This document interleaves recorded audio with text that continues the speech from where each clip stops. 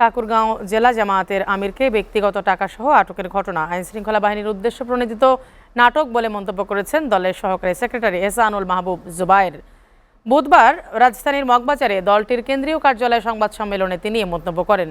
বলেন, একটি দল রাজনৈতিকভাবে মোকাবেলা করতে ব্যর্থ হয়ে নানা নাটক মঞ্চস্থ করছে। হেলাল হোসেন হেমেলের ক্যামেরায় আমারই করা একটি প্রতিবেদন।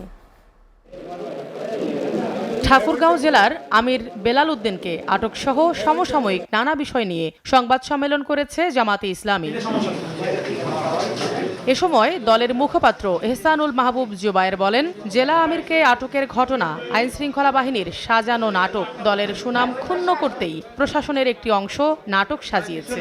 এয়ারপোর্টের মতো একটা রেস্ট্রিক্টেড এরিয়াতে যেখানে খুবই লিমিটেড মানুষের চলাফেরা, সেখানে একটা নাটক সাজানো হয়েছে। তিনি বলেন, পাবনা, মৌলভীবাজার, বরগুনা ও ঠাকুরগাঁও সহ দেশের বিভিন্ন জায়গায় জামাতের নেতাকর্মী ও নির্বাচনী অফিসে হামলা করছে একটি দল। হেরে যাওয়ার ভয়েই হামলা করছে বলে অভিযোগ করেন এই নেতা। শৃঙ্খলা বাহিনীর সাথে যারা জড়িত কাজটা করেছেন, আমরা অবিলম্বে তাদের ব্যাপারে তদন্ত করে ব্যবস্থা নেওয়ার কথা বলছি।